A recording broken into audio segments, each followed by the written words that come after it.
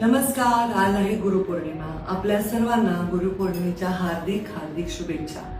तसं तर रोज माझे व्हिडिओ आपण पाहता, रोज माझ्या पूजेपासून सुरुवात होते, दिवसभराच्या कामाचे व्हिडिओ. पहिले मी व्हॉइस ओव्हर द्यायचे, पण आता व्हॉइस ओव्हरला मला फारसा वेळ मिळत नाही. पण गुरुपौर्णिमेच्या निमित्ताने आपल्या सर्वांना शुभेच्छा देण्याचा मोह मला आवरला नाही. गुरुपौर्णिमा किती महत्वाची आहे. खरं तर गुरु हा शब्दच किती महत्वाचा आहे. ज्या जीवनामध्ये आपल्याला गुरु लाभत नाही, खरं ते जीवन व्यर्थ आहे. गुरु लाभण्यासाठी अगदी तशी वस्त्र परिधान केलेला, संन्यास घेतलेला किंवा खूप काही वेद पठन केलेला व्यक्तीच आपल्याला लागतो असं नाही.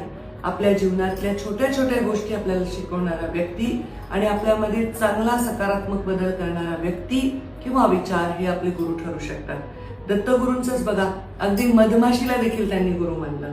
त्यामुळे आपल्या जीवनामध्ये आपलं गुरुस्थान हे फार महत्वाचं असतं. मला वाटतं की मी खूप भाग्यवान आहे. मला आध्यात्मिक गुरु मिळायचे असतात हे कळण्याच्या आधीच माझे वडील माझ्या गुरुच्या रूपाने आले.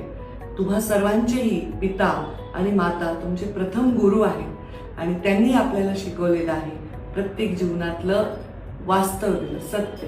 त्यामुळे त्यांचे जरूर आज चरण स्पर्श करा, त्यांना आभार माना जे जीवन तुम्हाला लाभलेलं आहे. आपल्या शिक्षकांचे आभार माना. मी परळीत असले तर जरूर माझ्या गुरुवर्यांना भेटायला जाते.